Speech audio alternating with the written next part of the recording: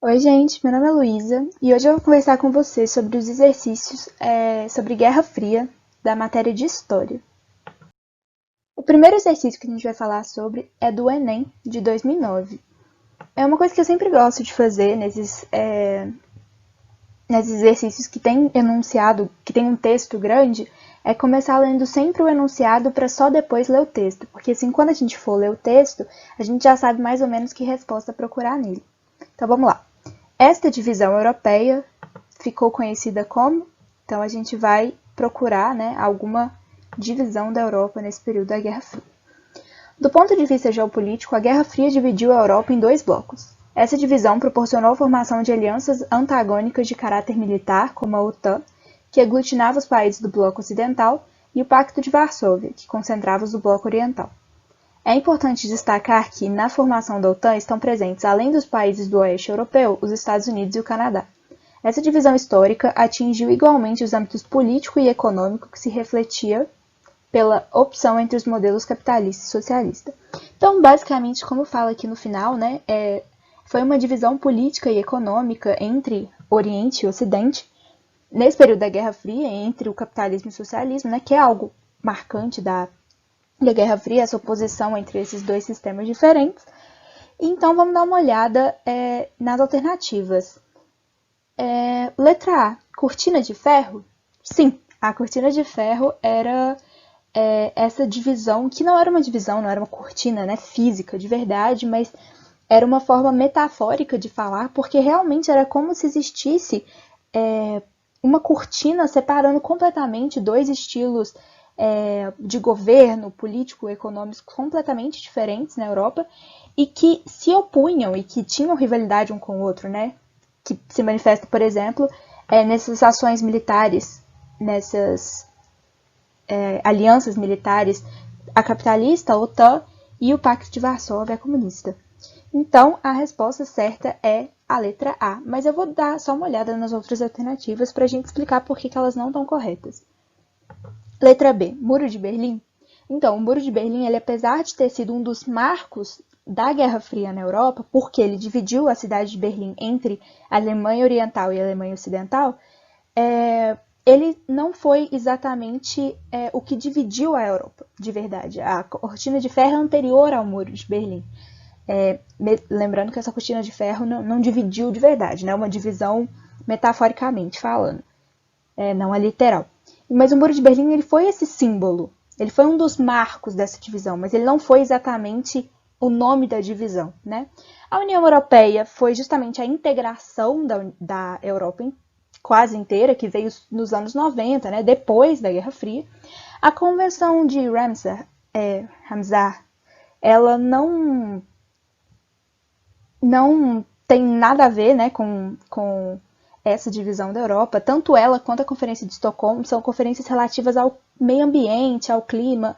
Essa aqui fala a de Ramsar fala das zonas úmidas de importância internacional, e a de Estocolmo é uma conferência geral sobre o meio ambiente, que foi assinada na cidade de Estocolmo, que é a capital da Suécia. Então, a alternativa realmente mais de acordo é a letra A. Passamos então para a questão número 2, que também é do Enem de 2009. O panorama estratégico do mundo pós-Guerra Fria apresenta o fim da Guerra Fria e da bipolaridade entre as décadas de 1980 e 1990 gerou expectativas de que seria instaurada uma ordem internacional marcada pela redução de conflitos e pela multipolaridade. Então aqui, nesse texto, a gente fala das expectativas, né? O que se pensava que ia existir com o fim da Guerra Fria. Um mundo multipolar e não mais bipolar, como era antes, e isso, de certa forma, se concretizou, porque com o fim da União Soviética, os Estados Unidos ficou como a única potência por muito pouco tempo, né? Hoje, a gente tem várias potências econômicas na Europa, na Ásia, em países que estão em desenvolvimento, por exemplo, a China, que hoje a gente não tem esse único polo, só dois polos. É um mundo multipolar. Mas, ao mesmo tempo, não houve essa redução de conflitos que era tão esperada com o fim da Guerra Fria. Eles mudaram um pouco de caráter, e é sobre isso que a gente vai falar nas alternativas, mas não houve essa não pode se dizer, né, que os conflitos passaram, acabaram, porque acabou a Guerra Fria. Mas, de qualquer forma, vamos dar uma olhada nas alternativas. Letra A. O aumento de conflitos internos associados ao nacionalismo, às disputas étnicas, ao extremismo religioso e ao fortalecimento de ameaças como o terrorismo, o tráfico de drogas e o crime organizado.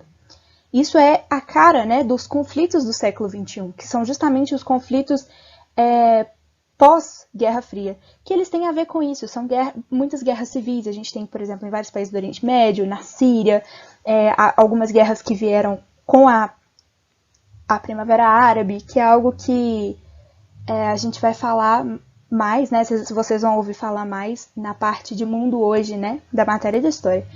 Mas é a cara, né? Como eu ia dizendo, dos conflitos do século XXI. A gente tem as questões do terrorismo, do tráfico de drogas, o terrorismo, uma das grandes marcas dele foi o 11 de setembro, nos Estados Unidos, em 2001. Então, isso está bem de acordo com esse panorama do mundo pós-Guerra Fria. Mas vamos olhar as outras alternativas. O fim da corrida armamentista e a redução dos gastos militares às grandes potências, o que se traduziu em uma maior estabilidade nos continentes europeus e asiáticos que tinham sido palco da Guerra Fria.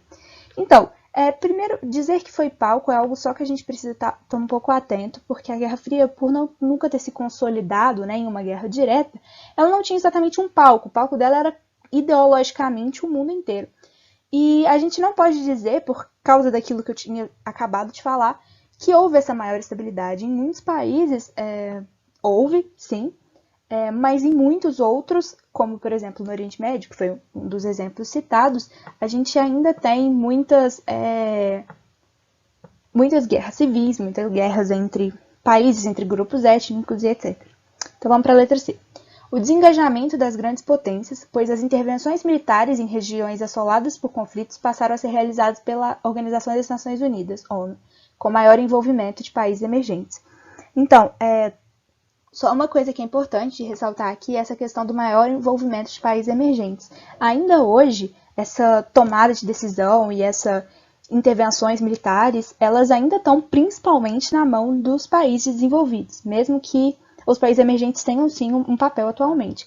Mas uma coisa importante da gente lembrar também é que as intervenções militares por países e não pela ONU, elas ainda acontecem, né, no século XXI. A gente tem, por exemplo, os Estados Unidos no Iraque, no Afeganistão, no início do século XXI, só para citar um exemplo. Então, não houve esse desengajamento grande das grandes potências.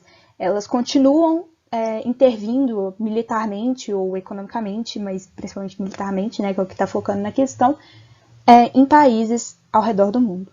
Letra D. A plena vigência do Tratado de Não Proliferação, esse é o Tratado de Não Proliferação de Armas Nucleares, que afastou a possibilidade de um conflito nuclear com ameaça global, devido à crescente consciência política internacional acerca desse perigo.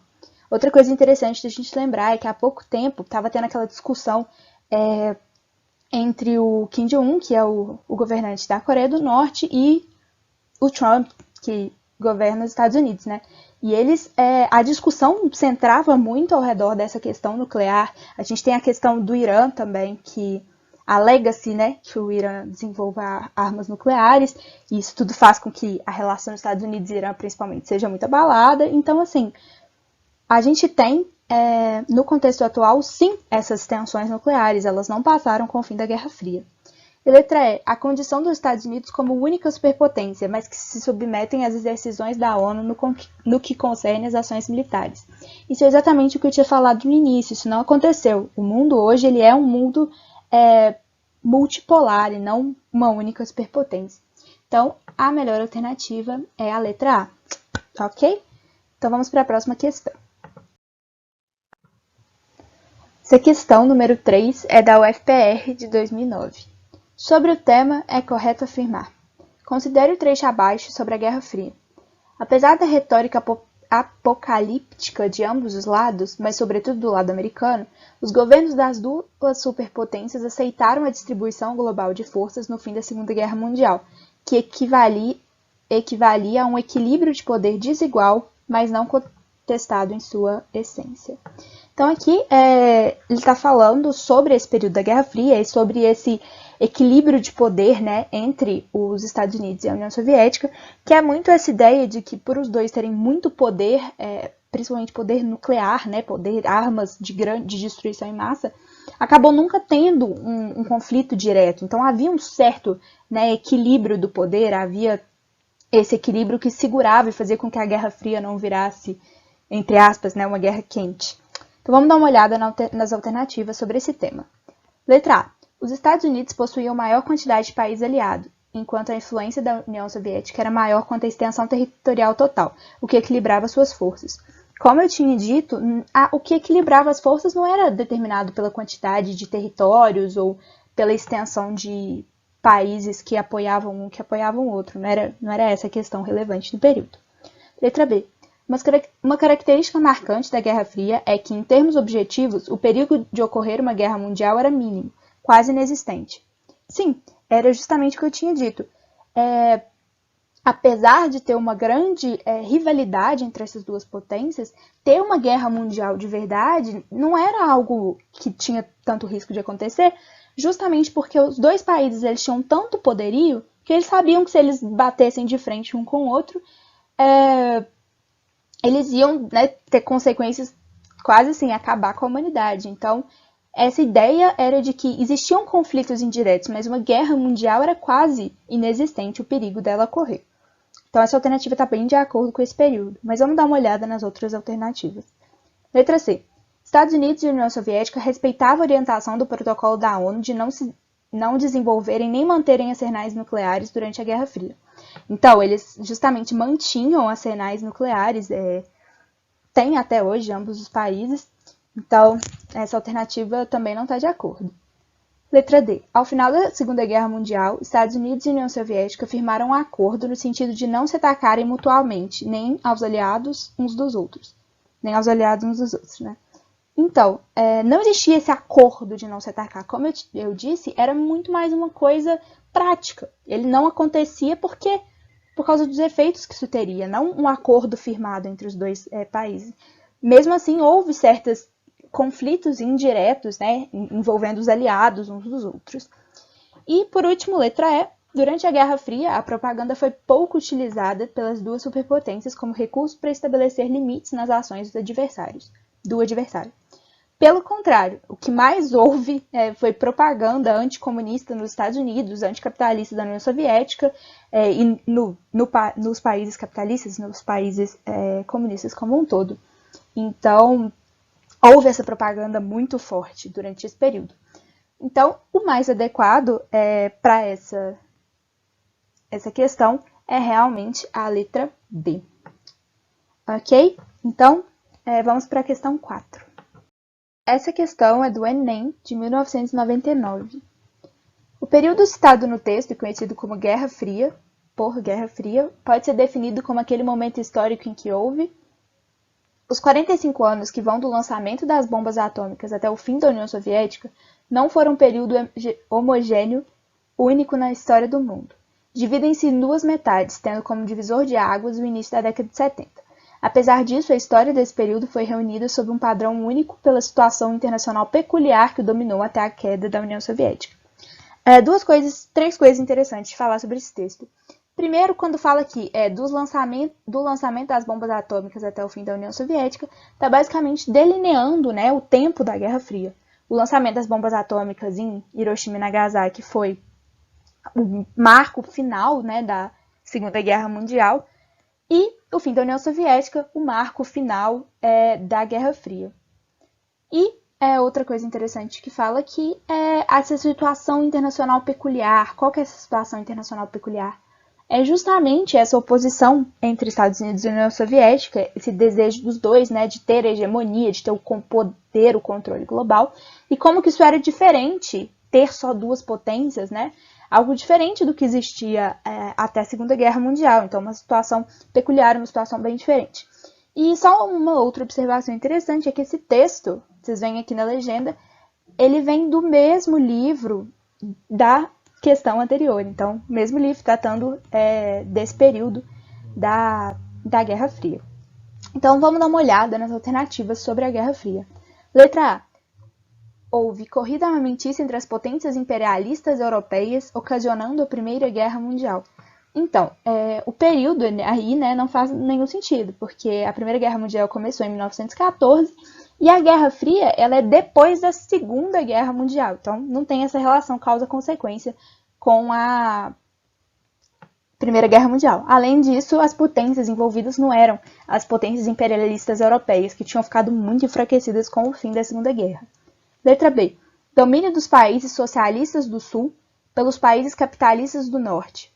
Então, essa divisão Sul-Norte, Sul global, né, Sul econômico e Norte econômico, é uma divisão, vocês já devem ter ouvido falar na geografia, se não vão ouvir, muito mais econômica, né? Econômica no sentido de o Sul ser a parte subdesenvolvida ou em desenvolvimento e o Norte os países desenvolvidos. E isso é uma noção que ela é principalmente pós-Guerra Fria. O que havia durante a Guerra Fria era uma oposição entre leste e oeste, né? Sendo o oeste, em geral, a parte ocidental capitalista e a parte oriental, em geral, comunista, socialista. Então, essa oposição sul-norte não é marcante, não é a característica da Guerra Fria. Letra C. Choque ideológico entre a Alemanha nazista e a União Soviética stalinista durante os anos 30. Não tem a data, né? Não tem nada a ver, a data da Guerra Fria começa em 1945 e a Alemanha nazista nesse período sequer existia. Letra D. Disputa pela supremacia da economia mundial entre o Ocidente e as potências orientais, como a China e o Japão. Então, o principal problema dessa alternativa é essa questão China e Japão. Primeiro porque o Japão era um país capitalista e a China, desde 1949, comunista e socialista, né? Então, eles não representavam as potências orientais, e sim a União Soviética, que tinha essa disputa pela economia global, pelo poder econômico global com o Ocidente, na figura assim, principal dos Estados Unidos. Mas essa questão China e Japão, eles não eram potências no período, marcantes como a União Soviética, né? E por último, constante confronto das duas superpotências que emergiram da Segunda Guerra Mundial. É exatamente isso, era as constantes rivalidades e disputas, sejam elas econômicas, sejam elas políticas ou militares, entre essas duas superpotências, Estados Unidos e União Soviética. A melhor alternativa, portanto, é a letra E, ok? Passamos então para a questão 5, que é da FGV de 97.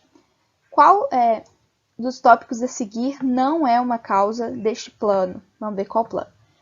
Em junho de 1947, o governo dos Estados Unidos passou a implementar um projeto de reconstrução da Europa denominado Plano Marshall. Então, a gente vai ter que procurar qual desses tópicos não é uma causa do Plano Marshall. Letra A. O temor trazido pela criação do mercado comum europeu.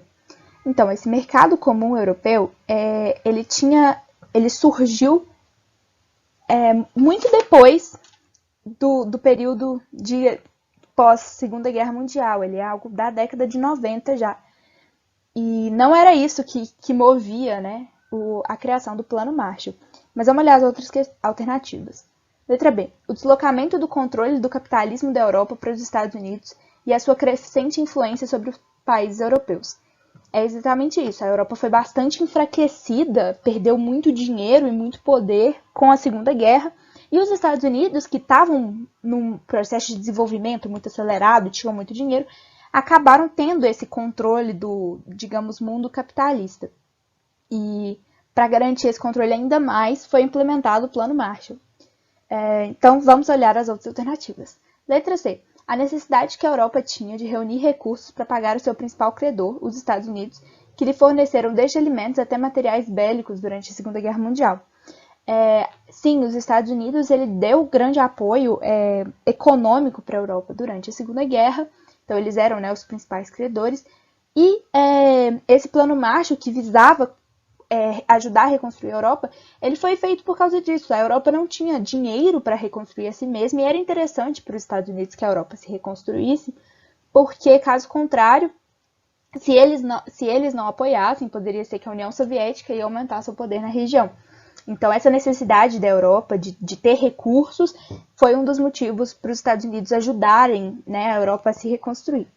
Letra D. A necessidade de se reconstruírem as cidades e de recuperarem a indústria agropecuária europeia devastadas durante a Segunda Grande Guerra.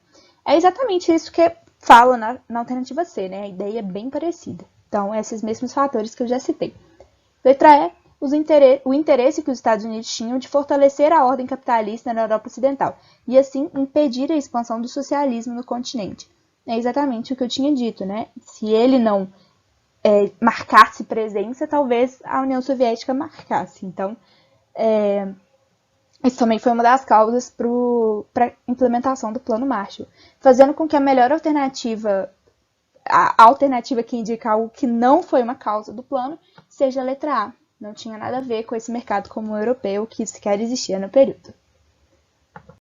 Então, agora vamos para a questão 6, que é da PUC, do Rio Grande do Sul, de 2016. Sobre o período da Guerra Fria, assinale a alternativa correta. Letra A. A Revolução Cubana é o exemplo do domínio soviético que se estendeu para toda a América Latina. Uma coisa que eu sempre falo para prestar muita atenção em palavras como todas, sempre, nenhum, que são palavras muito gerais. Elas geralmente te levam para uma questão incorreta. E nesse caso é exatamente isso que acontece. Grande parte da América Latina, todas as ditaduras da América do Sul, por exemplo, inclusive no Brasil, elas eram muito apoiadas e tinham esse domínio, assim, né, essa influência forte dos Estados Unidos. Então, a União Soviética não tinha esse poder, esse domínio por toda a América Latina, apesar de ter tido grande influência em Cuba especificamente. Letra B. A disputa por zonas de influência se materializou em rivalidades diplomáticas, concorrência econômica e competição tecnológica. É exatamente isso, né, a ideia da Guerra Fria, que por mais que não houvesse conflitos diretos entre Estados Unidos e União Soviética, eles tinham basicamente muitas rivalidades, sejam elas diplomáticas, seja econômicas, seja de tecnologia, isso envolve tanto armamentos quanto a exploração do espaço e etc. Mas vamos olhar as outras letras. Letra C. O medo de um conflito nuclear, a retórica belicista, o radicalismo político opuseram Estados Unidos e União Soviética, que mediram suas forças militares diretamente. Então, o medo do conflito nuclear e essa retórica belicista, né, falar muito de armas e tal, confiar muito nas armas, foram justamente o que fizeram com que eles não medissem suas forças diretamente, só de uma forma indireta, porque eles tinham medo dos efeitos, se eles tivessem um conflito direto, da proporção que isso poderia tomar, porque eram dois países com muita força, principalmente nuclear, que são, armas nucleares têm poder de devastação absurdo. Letra D. A disputa se direcionou à América Latina, onde o domínio americano garantiu governos democráticos na maior parte do continente, apesar do avanço comunista. Então, é uma confusão que a gente faz muitas vezes, mas muitos dos governos apoiados pelos Estados Unidos na América Latina não eram governos democráticos, e sim justamente governos bem autoritários, como, por exemplo, a própria ditadura brasileira. Foi intensamente apoiada e influenciada pelos Estados Unidos. Então, essa questão nos Estados Unidos, o foco dele não era trazer governos democráticos para a América Latina. E letra E, a Guerra do Vietnã é tratada como exemplo de vitória americana ao comunismo internacional, apesar das críticas humanitárias da oposição da imprensa da época. Houve grandes críticas, né, tanto humanitárias e uma grande oposição da imprensa, principalmente da própria imprensa americana no período. E isso e outros fatores fizeram com que os Estados Unidos não fosse justamente derrotado, considerado que os Estados Unidos foi derrotado na Guerra do Vietnã, não uma vitória americana. Então, realmente a melhor alternativa para falar da Guerra Fria é a letra B, sobre as rivalidades entre Estados Unidos e União Soviética. Agora a questão número 7 é da Federal do Mato Grosso do Sul, de 2009. A respeito da queda do Muro de Berlim, assinale a alternativa correta. Então aqui a gente está falando de uma das coisas que foi marcantes, né, no fim da Guerra Fria, que foi a queda do Muro de Berlim. Em novembro de 2009, comemoram-se os 20 anos da queda do Muro de Berlim. Construído em 1961 pela Alemanha Oriental por imposição da União Soviética, seu objetivo era impedir a fuga de alemães da Alemanha Oriental, comunista, para a Alemanha Ocidental, capitalista, bem como controlar o fluxo de mercadorias e dinheiros vindos do Ocidente. Então a gente vê aqui que isso foi uma imposição, né, da União Soviética, esse muro, Tanto que a queda do Muro de Berlim foi um dos grandes símbolos do enfraquecimento do bloco comunista e do período, né, do fim da União Soviética. Então vamos ver as alternativas sobre isso. Letra A. Foi produto da tendência pacifista que dominou o mundo a partir da Segunda Guerra Mundial, interrompida com os atentados terroristas contra os Estados Unidos, promovidos pelo grupo fundamentalista islâmico Hamas em 11 de setembro de 2001. Então, o Muro de Berlim ele não foi fruto da tendência pacifista, pelo contrário, ele foi fruto das tensões muito grandes entre o Ocidente e o Oriente, né, chamados Ocidente e Oriente, durante a Guerra Fria, a partir do fim da Segunda Guerra Mundial. Então não houve essa tendência pacifista.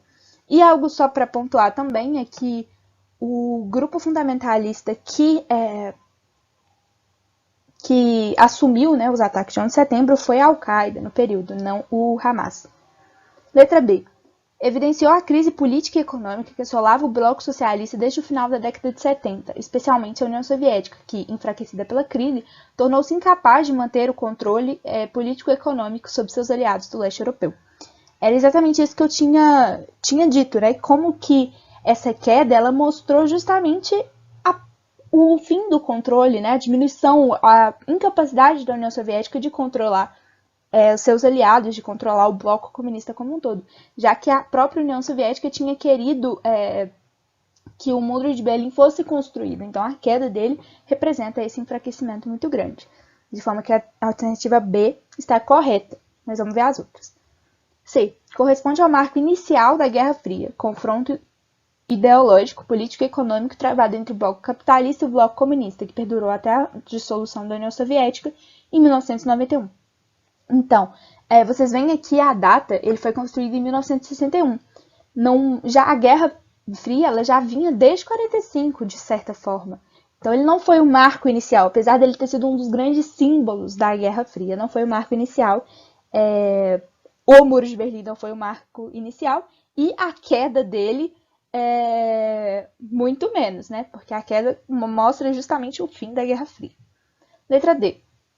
Evidenciou o progressivo ressurgimento do poderio político, econômico e militar da Alemanha Ocidental após a Segunda Guerra Mundial, que, assumindo o papel de potência hegemônica no contexto da Europa unificada e do mundo globalizado, exigiu da Alemanha Oriental a derrubada da barreira econômica representada pelo Muro de Berlim.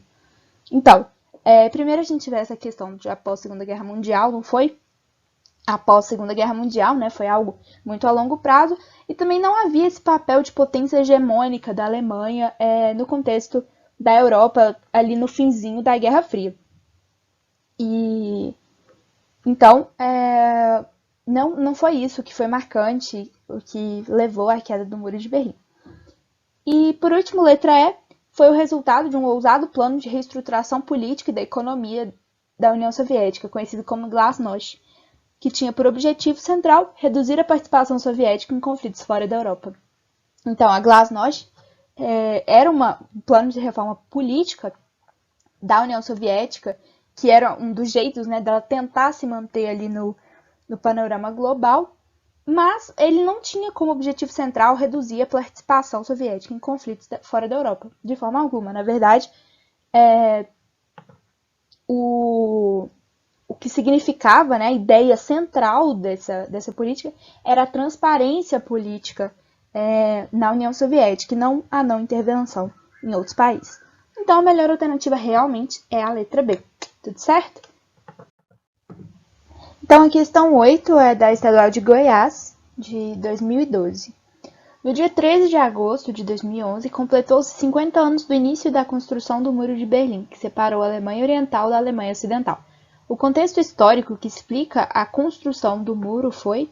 Então, agora a gente vai falar da construção, né? A gente acabou de falar da queda e deu uma introduzida, na verdade, nesse tema da construção. E agora vamos falar efetivamente dela. Então, letra A. O do Pacto de Varsóvia, que levou os países socialistas a erigirem uma verdadeira cortina de ferro para impedir uma possível invasão ocidental. Então, o Pacto de Varsóvia, que foi essa aliança militar dos países socialistas, ele foi feito anteriormente, ainda na década de 50. Não foi por causa dele que o Muro de Berlim foi construído. E além disso, a gente pode considerar, né, que não foi algo que os países socialistas construíram, né, esse muro. Foi algo que a Alemanha Oriental construiu sob mando, digamos, da União Soviética. Então não é algo do Pacto de Varsóvia como um todo. Letra B. O do Plano Marshall, que provocou a recuperação econômica da Alemanha Ocidental, atraindo pessoas do lado comunista. Sim, houve essa recuperação da Alemanha Ocidental, que era a parte capitalista, e isso fazia com que muitas pessoas quisessem fugir do lado comunista da Alemanha Oriental para ir para esse lado que tinha mais desenvolvimento econômico. Isso fez com que a União Soviética sentisse essa necessidade de ordenar a construção do muro, para evitar que isso acontecesse, para evitar perder esse poder que ela tinha na Alemanha. Mas vamos olhar as outras alternativas. C. O da Segunda Guerra, que levou o exército alemão a construir uma barreira para impedir o avanço dos aliados no desembarque da Normandia. Não faz nenhum sentido, né? A Segunda Guerra anterior, a gente está falando de 1961, a gente vê aqui, né, em 2011 completou 50 anos. Então, no período da Guerra Fria, e não teve essa relação com os aliados e a Alemanha nazista da Segunda Guerra. Letra D. O do Tratado da OTAN, que motivou os países capitalistas a tentarem estancar a expansão do socialismo para a Europa Ocidental. Então, o muro ele foi construído pelos países comunistas, não pelos países capitalistas. E a ideia dele não foi estancar a expansão do socialismo, e justamente a ideia pelo socialismo, né, pela União Soviética, de conseguir manter o seu poder ali na Europa Oriental, na parte leste. Então, a melhor alternativa para essa questão é a letra B.